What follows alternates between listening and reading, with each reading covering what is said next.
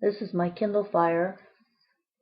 It's kind of hard to read here, but this is one of my books, nonfiction, Molasses Moon.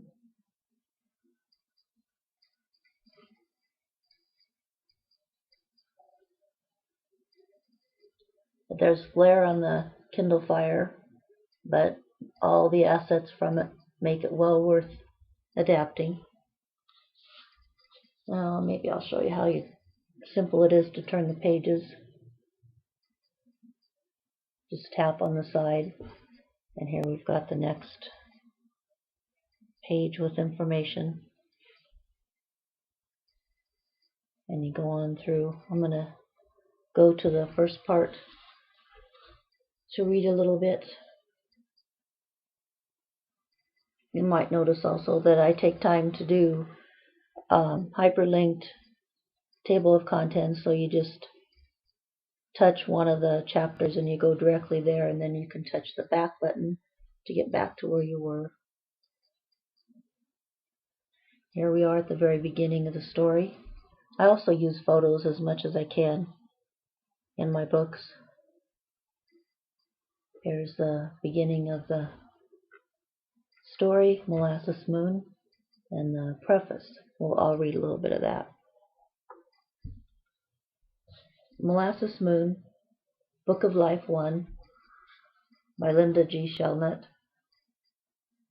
Preface. Shirley MacLaine dances in the light.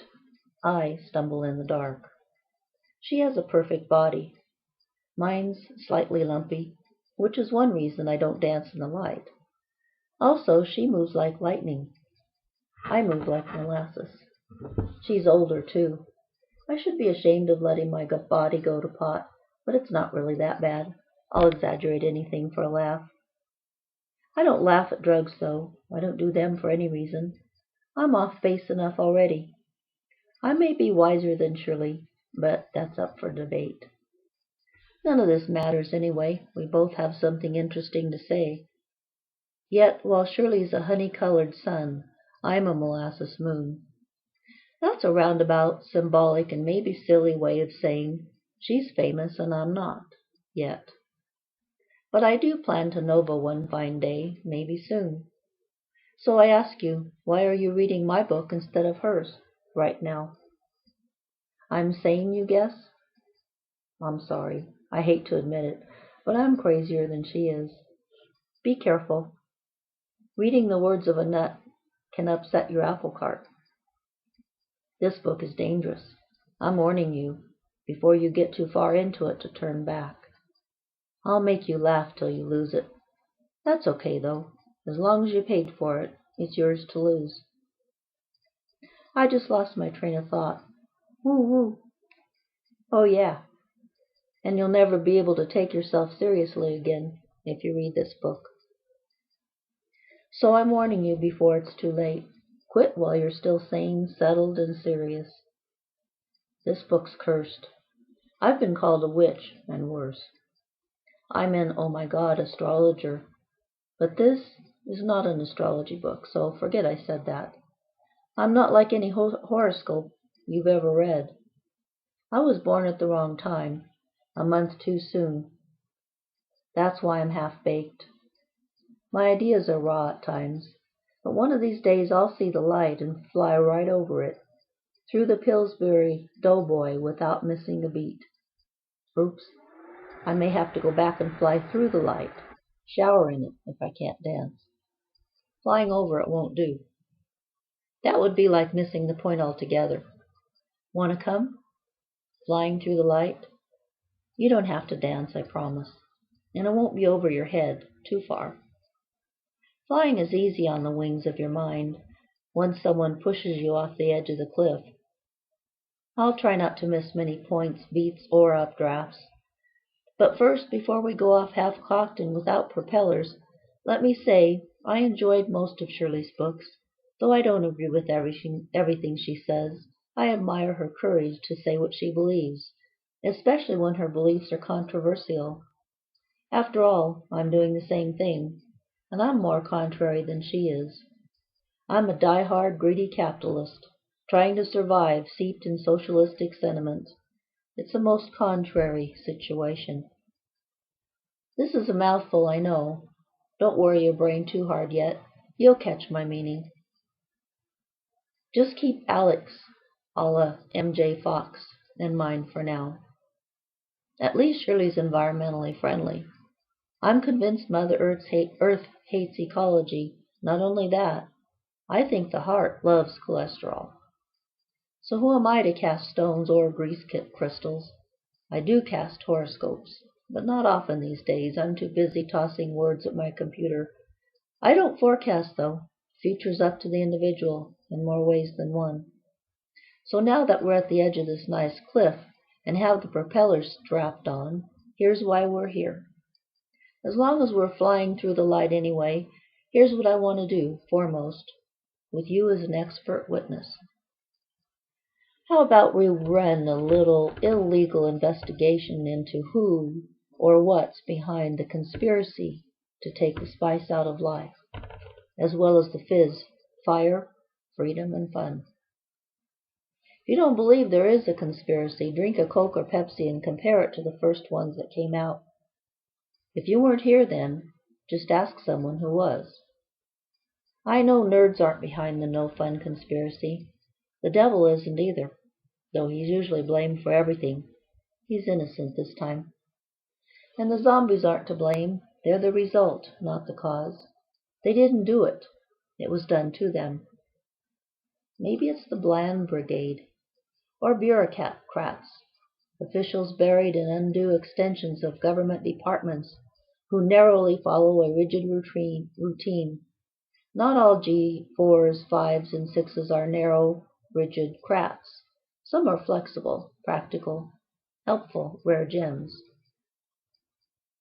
Since this conspiracy search may be dangerous and I'm paranoid, I'm going to cover it up with a how-to get published, written by a writer who hasn't made it yet, me. While undercover as myself, I'll casually splash and shake around whatever clues I find on the ring of spice thieves.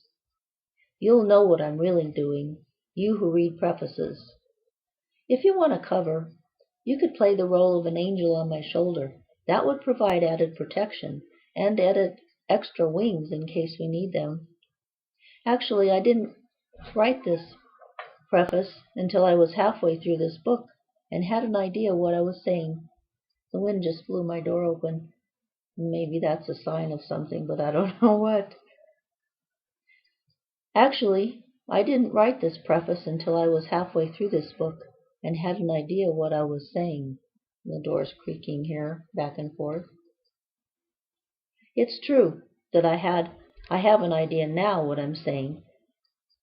My book is true, too. Too true. And speaking of prefaces, have you ever read Hegel's preface to the Phenomenology of Mind? It's a doozy. It's a whole book. The Phenomenology of Mind makes up a complete library. My philosophy professor told us in an existentialism class that it usually took a serious scholar 10 years, full-time study, to understand Hegel.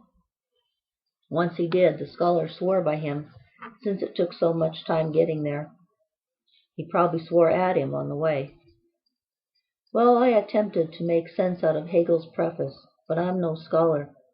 I'm a know-it-all. All I could figure was he says it's senseless to read a preface since you won't understand it until you read the whole book. You're not going to get it until you get into it? So he was saying I was stupid to read his preface before reading his books? What was he to write it then and call it a preface? Mentally impoverished? Or just a prankster with a strange sense of humor? I guess I shouldn't talk. I already told you I didn't begin writing my preface until I was halfway into my book. I'm seeing in retrospect now. Back then, what did I know, looking through gray-tinted contacts? They're blue-tinted now. Maybe that makes a difference. Now, of course, was a time in the past, my past. And that was me talking. Maybe Hegel was saying I should read his preface after I finished his library, or before and after. Hell, I didn't know. But I do know now. This is not the way to win readers and influence world designers. On second thought, lawmakers would love it. Second thoughts are handy, aren't they? They, rule makers, don't have to understand something to use it. They never have second thoughts either. At least they don't appear to.